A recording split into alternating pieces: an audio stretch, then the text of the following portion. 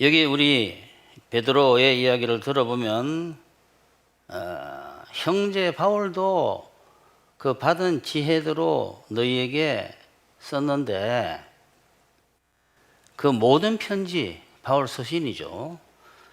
에도 이런 일에 관하여 말하였는데 그 중에 어려운 것들이 있다 이렇게 되어 있어요. 그러니 이 시대나 그 시대나 바울의 이야기는 어려웠던 것 같아요. 근데 어려운 것이 아니고 성령님의 역사하심에 따라 읽게 되면 굉장히 잘 이해할 수 있도록 써져 있는 겁니다. 우리들이 그 수준에 이르지 못했기 때문에 바울의 이야기가 어렵게 보이는 것이지, 정말 몸으로 깨닫고 성령께서 깨닫게 해주심으로 말미암아 바울이 쓴 말들을 보게 되면 깜짝깜짝 놀랄 정도로 정말 자세하게 자세하게는 아니지만 참 잘 적어 놓은 거예요. 그러나 이 시대나 그 시대나 바울의 이야기를 잘못 푸는 사람들이 있습니다. 이 시대도 마찬가지예요. 뭐 그 시대만 아니라. 주로 믿음과 행위라는 크기에 대해서 잘못 풀어가지고 그걸 억지로 풀다라는 게 뭡니까? 성령의 역사로 푸는 것이 아니라 자기 스스로 한번 풀어보려고 가진 애를 다 쓰다가 오해했네? 이렇게 끝나지 않았어요. 멸망에 이른다 이렇게 되어 있어요. 그 뒤는 뭐라고 되어 있습니까? 그러니까 너희가 지식이, 예수님의 아는 지식이 자라야 된다라고 되어 있잖아요. 이 말은 너희가 지혜로워서 그러한 미혹에 빠지지 말라는 이야기입니다. 이 베드로가 경고한 것이 오늘 제가 하는 이 설교와 상당히 상관이 있어요. 많은 기독교인들이 바울이 말한 믿음과 행위라는 그것에 대해서 오해를 많이 하고 있습니다. 아까 말씀드린 대로 그냥 오해로 끝나면 괜찮을 텐데 그 잘못 푼 것으로 인해서 영혼과 육체와 처지와 인간관계에 큰 문제들이 생기고 있어요. 그래서 그 오해가 풀려야 됩니다. 오늘 본문에 그렇게 써져 있잖아요. 그 중에 바울이 쓴 이야기 중에는 알기 어려운 것이 들어 있으니, 무식한 자들이 뭡니까? 유식의 반대잖아요. 무지한 아무것도 모르는 사람들이 그것을 막 풀다가 다른 성경과 같이 그것도 억지로 풀다가 이렇게 됐어요. 그 사람이 인간적으로 풀면 안 됩니다. 빛의 조명이 하나님으로부터 비춰져야만이, 계시라고 그러잖아요. 열려줘야만이 돼요. 억지로 풀다가 멸망에 이른다 이렇게 되어 있어요. 심각한 문제입니다. 지금 기독교 세계도 비스름합니다. 그래서 오늘은 많은 기독교인들이 가지고 있는 바울이 말한 믿음과 행위에 대한 오해를 풀어드리려고 제가 말씀을 드릴 거예요. 근데 오늘 드리는 이 말씀 속에 믿음과 행위라는 단어가 자꾸 나오는데, 그 믿음과 행위라는 것은 바울이 말한 믿음과 행위의 믿음과 행위입니다. 우리가 일반적으로서는 뭐 믿는다, 안 믿는다, 뭐 그런 믿음이 아니라 바울이 말한 믿음은 뭐냐? 그럼 믿음과 행위에서 믿음은 하나님께서 나에게 의를 주실 것을 믿는 것을 믿음이라고 그래요. 바울이 말하는 행위는 하나님의 그 의를 내가 스스로 지키겠다라는 거예요. 바울이 말한 믿음은 내가 하나님의 역사를 힘입어 율법이 나한테 이루어지도록 구하겠다라는 것이고, 행위는 내가 내 힘을 다해서 하나님의 계명을 지키겠다, 율법을 지키겠다라는 겁니다. 그러니까 오늘 나오는 믿음과 행위, 이 단어들이 그런 뜻으로 쓰이고 있다는 것을 대부분 그런 뜻으로 쓰여 있다는 것을 아시고 들으셔야 됩니다. 첫 번째, 많은 사람이 바울의 믿음과 행위를 구원에만 관련된 말로 오해하고 있습니다.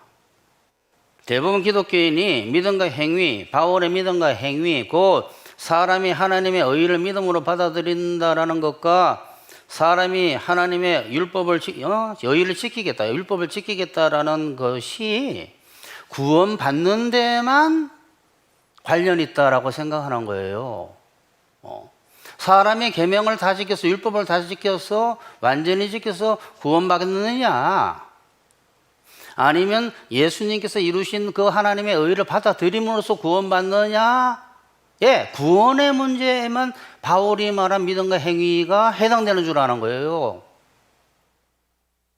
그게 오해다. 이거는 거의 모든 기독교인이 이렇게 알고 있어요. 바울이 말한 믿음과 행위라는 것은 거듭나는 데에, 구원받는 데에, 천국 들어가는 데에 어느 방법이 맞느냐의 문제일 뿐만 아니라, 기도 구원받은 후에, 거듭난 후에, 이 땅에 임한 천국에 들어간 후에 그 사람이 어떻게 둘 중에 어느 방법으로 사는가에도 관련이 있어요. 예수 그리스도를 믿음으로 구원받는다라는 것은, 구원이라는 것이 꼭 거듭났다 또는 천국에 들어왔다만 아니라 저 세상 천국까지 가는 것을 말하기도 하지만, 구원을 야간에 지금 거듭난 거로 이야기하게 되면 거기만 해당되는 게 아니에요. 믿음과 행위가 믿음만이 됩니다. 거기만 해당되는 것이 아니라 그리스도를 구원자로 믿는다라는 것은 거듭나는 것에만 해당되는 것이 아니라 거듭난 사람이 자라가는 데도 해당이 돼요. 예수님을 믿는다라는 이 말, 예수님을 구원자로 믿는다라는 이 말은 구원받는 데만 해당되는 것이 아니라 구원받아 살아가는 데도 해당이 된다 이 말이에요. 근데 그것을 사람들이 다 오해해서 모르고 있어요. 예수님께서 이 땅에 오셔서 이루신 의라는 것은 그 사람이 의인 되는 데만, 칭의 되는 데만, 또는 의인 되는 데만 해당이 되는 것이 아니라 의인으로 살아가는데, 자라가는데 반드시 해당이 돼요. 이거를 모르고 있다라는 거예요. 이게 굉장히 중요한 문제입니다, 이게 지금.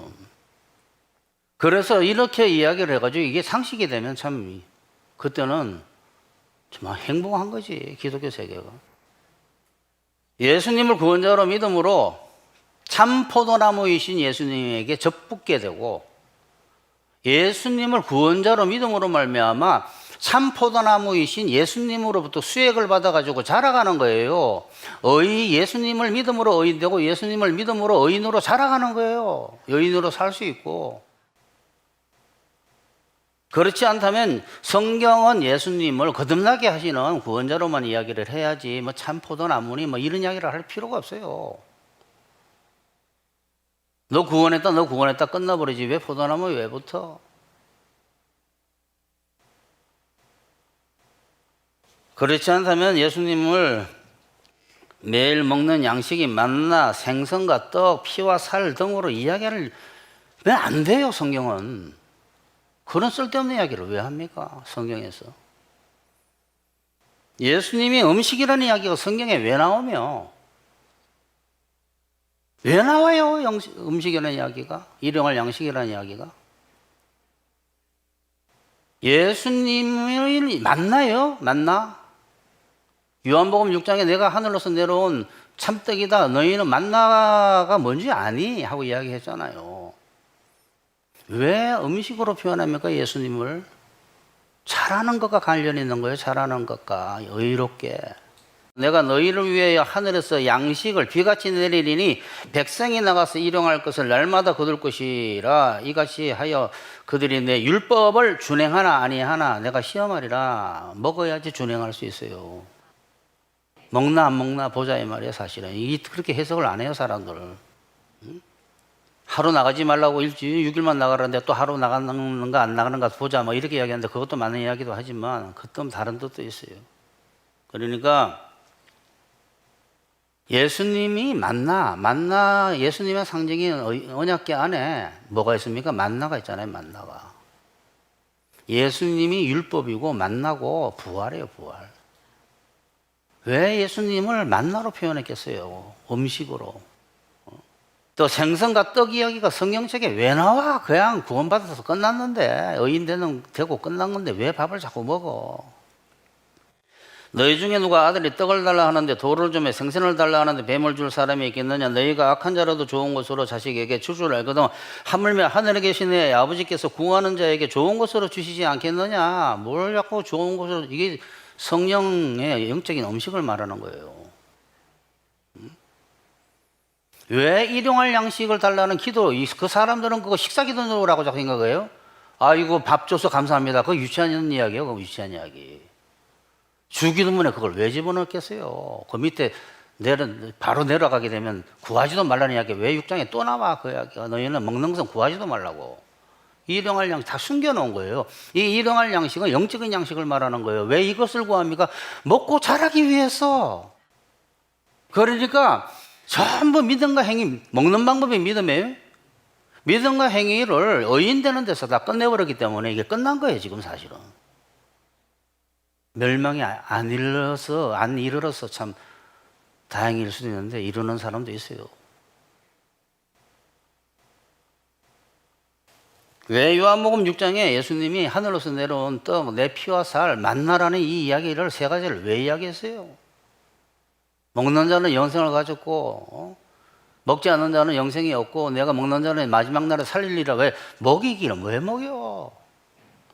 의인 됐는데. 너희 조상들은 광야에서 만나를 먹어서도 죽었거니와 진짜 만나는 아니 나는 하늘에서 내려온 만나, 내가 만나다. 살아있는 떡이니 사람이 이 떡을 먹으면 영생하리라. 예수께서 이르시되 내가 진실로 너에게 이르노니 인자의 살을 먹지 아니하고 인자의 피를 참 음료와 참 음식을 먹지 아니하게 되면 너희 속에 생명이 없다 이렇게 되어 있어요. 생명이 있는 자는 먹는다. 이런 이야기들이 왜 나오면 성경책에 열매 이야기가 왜 나와 도대체? 열매 이야기가, 농사 이야기가 왜 나오고 마태복음 13장은 이 땅에 임한 천국은 농사라고 그랬잖아요. 농사라고. 믿음으로 성령 받아 먹는 것을 다 이야기하는 거예요. 그러나 대부분 기독교인은 예수님 믿는 것이 의인으로 자라는 것과 관련이 있다라는 것을 모릅니다.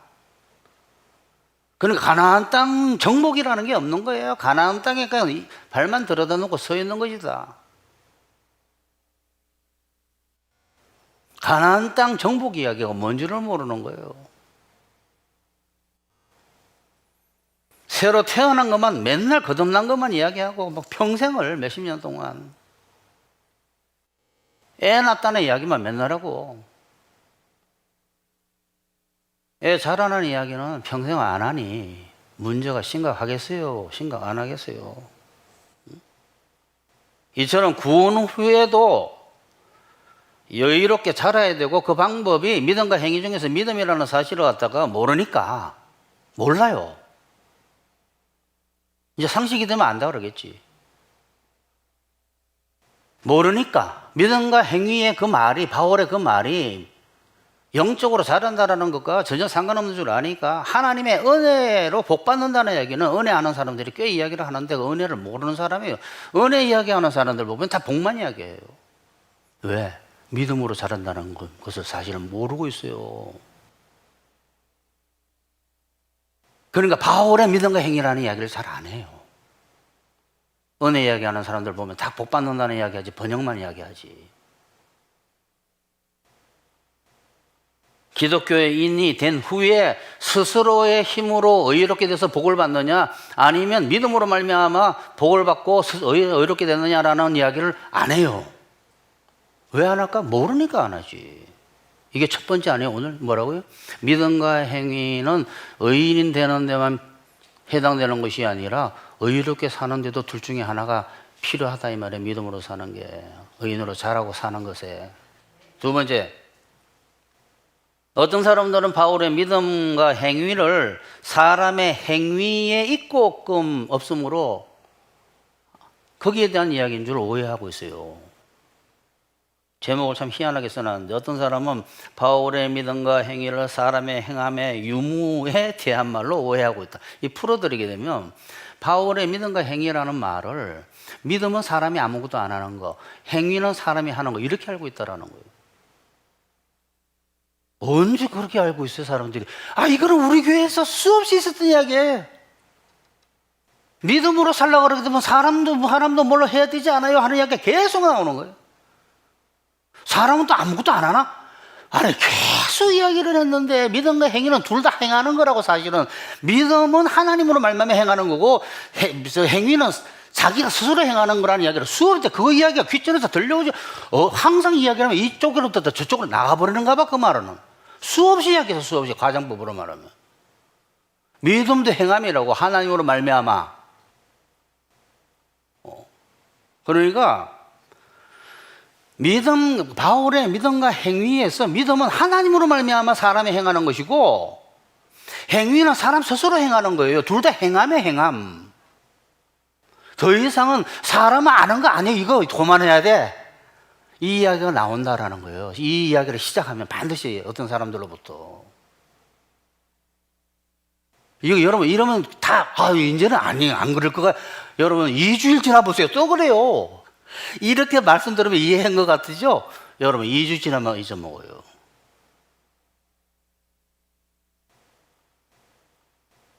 믿음은 사람이 아무것도 안 하는 거, 행위는 사람이 뭘 하는 것이 아니라 믿음과 행위 둘 다 사람이 하는 거. 사람이 하나님으로 말미암아 또는 스스로.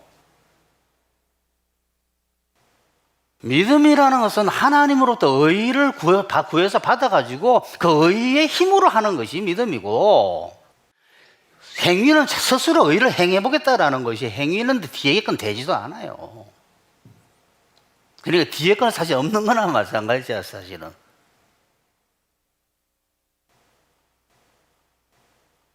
믿음과 행위에서 행위만 행함이 아니라 믿음도 행함이라는 말을 수없이 했어요. 행위는 사람이 스스로 하는 것이고 믿음은 하나님으로 말미암아 하는 것이죠. 둘 다 사람이 율법을 행하는 방법이에요. 둘 다 사람이 율법을 이루는 방법이에요. 둘 다 의롭게 되는 방법이에요. 어느 방법이 맞습니까? 믿음으로. 믿음과 행위를 섞어가지고 다 또 그렇게 알아요. 참 할 말이 많네. 할 말 많아서 다 말한다고 다 아는 거 아니에요. 몸이 배웁니다. 몸이. 미움과 분노와 무절제를 이기라는 율법을, 미움과 분노와 무절제를 이기라는, 음행을 이기라는, 음욕을 이기라는 율법을 행위는 스스로 지키겠다라는 것이고, 그 율법을 믿음은 하나님의 힘으로 지키겠다라는 거예요. 힘을 받아서 지키겠다는 것도 아니야. 사실은 다음에 말씀을 드릴 텐데, 이처럼 믿음도 사람이 율법대로 살기 위한 방법이고, 믿음도 사람이 율법대로 살기 위한 방법이고, 행위도 사람이 율법대로 살기 위한 방법인데 어느 방법이 맞느냐의 문제죠. 믿음이 아무것도 안 하는 게 아니라니까. 믿음이 더 역동적이에요. 왜? 하나님의 역사니까. 사실은 행위는 하나도 매일 한다고 못하고 있는 거예요. 그거는 사실은. 이처럼 믿음도 율법대로 살기 위한 방법, 저 뭐냐면 내 하나님은 목숨을 다해서 사랑하고 너 이웃을 너 자신처럼 사랑하라고 하는 그 율법을 이루기 위해서 믿고 하나님께 그 능력을 구하는 것이고, 자기가 스스로 하겠다라는 거예요. 믿으면 자기가 뭘 안 하고 하나님의 역사로 하려는 것이 나타나기 때문에 안 하는 것이 확 줄어드는 경우는 있습니다. 결국 행위와 믿음을 사람이 뭘 하는 것과 아무것도 안 하는 것으로 아는 착각하는 이유는, 행위만 아니라 믿음도 율법을 행하기 위한 방법이고, 사실 믿음이 율법을 행하기 위한 맞는 방법이라는 사실을 모르기 때문에. 세 번째, 어떤 사람들은 바울의 믿음과 행위를 율법의 유무에 대한 말로 오해하고 있다. 무슨 이야기냐? 믿음 이야기하면 율법이 없어져 버리고 행위 이야기하면 율법이 살아나요. 희한하네. 현상에서 본 거예요. 현상에서, 실험실에서 반드시 이 문제가 나타나요. 바울이 말한 믿음과 행위에서, 믿음이란 말에서 율법이 없는 것을 연상하고 상상하고 생각해내고 떠올린다 말이에요. 믿음 그러면 율법이 없어져 버려. 사람이 뭐 하는 것도 없어져 버리고, 앞에서는 2번에 사람이 뭐 하는 게 없어져 버리고, 2번에 율법이 사라져 버려. 율법이 믿음 해버리면.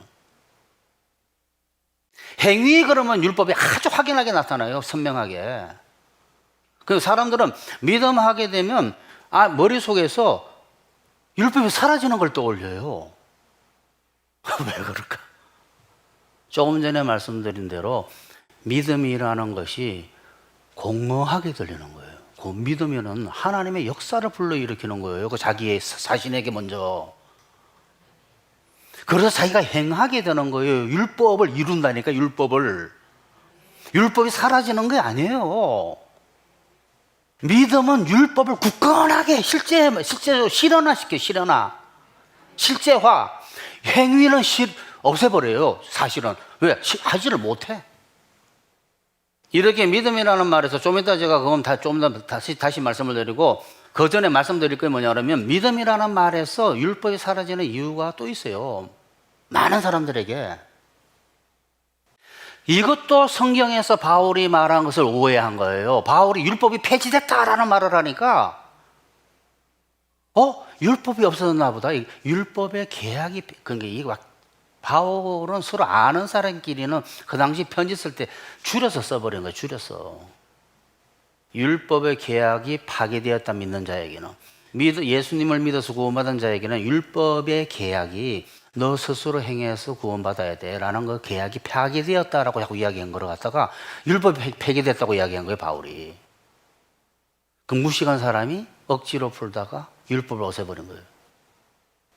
대부분 기독교인들이 아까 전에 말한 믿음 말하면 머릿속에서 율법이 사라지고, 이렇게 바울이 말한 율법의 폐기를 잘못 이해한 사람은 이단으로 가는 사람들이 많아요. 무법한 자에게서부터 조심하라 그랬잖아요. 오늘 본문에 베드로가. 무법한 자가 율법을 무시하는 자들이에요. 율법이 사라지면 큰일 나요. 그러니까 무식한 사람들이 많은 거예요. 믿음이라는 말에서 율법이 없어지는 상상을 하는 이유는 바울이 율법이 폐해졌다라는 말 때문인데, 에베소서 2장 15절을 제가 한번 볼게요. 법조문으로 된 계명에 율법을 폐했다 이렇게 돼 있잖아요. 여기서 아멘, 율법 사라졌네 막 이렇게 되는 거예요. 그럼 어떻게? 무법자 광야의 무법자 되는 거예요. 광야의 무법자가 이단입니다.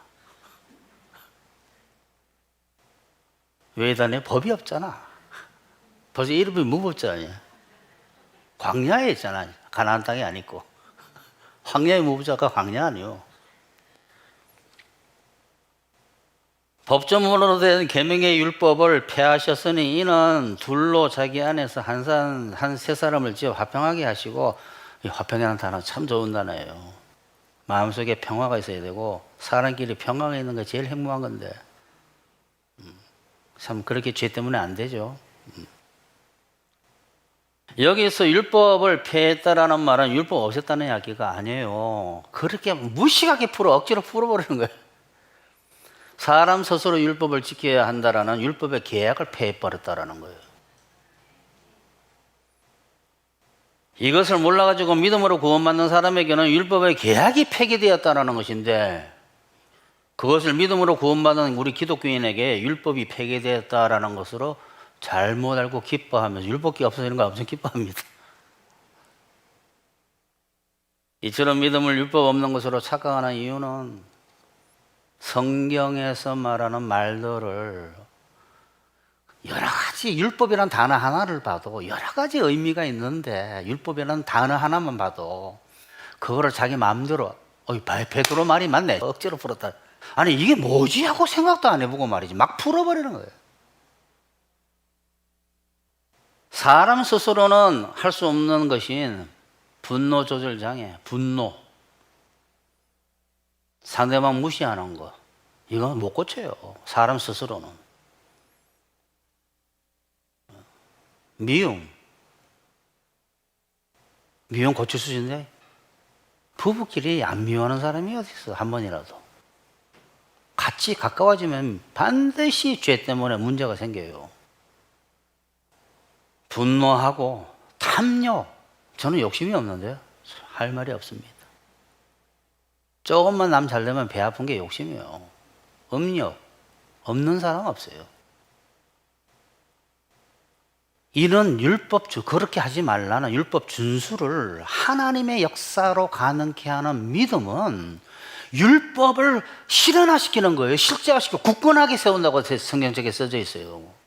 믿음이. 제가 행위는 차라리 율법을 있으나 마나 하게 만들어버려요. 믿음이 율법을 굳건하게 세운다고 바울이 이야기했어요. 이게 무슨 뜻인지를 모르는 거예요. 율법을 율법되게 하는 것은 하나님의 역사가 나한테 나타나게 하는 믿음밖에 없어요. 우리가 믿음으로 말미암아 율법을 폐하느냐 파괴하느냐 그랬잖아요. 이게 지금까지 제가 한 이야기 아니에요. 야, 믿는다고 율법이 없어지냐? 그럴 수 없느니라 도리어 율법을 굳게 세운다 그랬잖아요. 이 말이 사람들이 믿음이 율법을 굳게 세운다는 말은 뭔지를 모르는 거예요. 그렇게 안 살아봐가지고 이제 배우니까 안 한 거예요. 또 어떤 사람은 이거는 다른 이야기인데 믿음으로 의롭다 칭함을 받았는데 왜 의인 됐는데 칭의 됐는데 본질적으로는 어떤 사람은 의인 됐다 그러고 어떤 사람은 칭의 됐는데 왜 율법을 지켜야 돼? 아니 의의를 다 이뤘는데 예수님께서 나를 위해서. 그게 뭐예요? 아까 말한 1번 잘하는 걸 모르는 잘하는 거를 다 율법과 행위를 갖다가 그냥 거듭나는 구원받는 데서만 끝나버리는 거예요. 이단적이 다 이래. 이단적이 현재 과거 미래죄 다 사해졌는데 무슨 죄를 지든 무슨 상관이 있어. 영적으로 잘한다라는 걸 모르는 거야. 믿음으로. 아니 잘하려고 해도 안 잘해서 환장하겠는데 그것도 모르는 사람이 어떻게 변화가 일어나겠어요. 기독교인이 죄나 회개나 율법을 이야기하는 것은 잘못된 거고 율법주의적인 거야. 그거 율법적인 거야. 그거는 무식하기 짝이 없는 거예요. 율법은 안 없어져요. 제가 말씀드린 율법은 지금 선악을 말하는 거, 선악을 분별하고 무엇이 옳고 그름을 분별하는 것은 안 없어져요. 율법이 예수님이라니까. 십계명이 율법 아니에요? 그게 어디 있습니까? 언약궤 안에 있잖아. 죄나 회개나 율법 이야기하는 것은 율법적인 것이고 잘못된 것이다라고 이야기하면서 믿음으로 구원받은 후에는 율법을 행할 필요가, 율법을 없애버리는 거예요. 필요가 없다고 이야기합니다. 이것은 앞에 1번에서 말씀드린 것처럼 거듭난 후에도 믿음이 필요하고 율법이 필요하다는 사실을 모르고 또 2번에서 제가 말씀드린 대로 바울이 말한 믿음이 구원 후에 율법을 행하게 하는 방법, 구원 후에 의롭게 자라게 하는 방법이라는 사실, 율법의 자기에게 이루어져 가는 방법이라는 사실, 거듭난 후에도. 그래서 무식하게 그렇게 살게 되는 거예요. 베드로 후서에 무부한 자들의 미혹에 이끌리지 마라 그랬잖아요. 무부한 자, 율법을 무시하는 자들, 법이 없는 자들에게 미혹에 이끌리고 있구나. 바울의 이야기를 잘못 들었어. 그래서 뒤에 뭐라고 되어 있어요? 그리스도를 아는 지식에 좀 자라가라.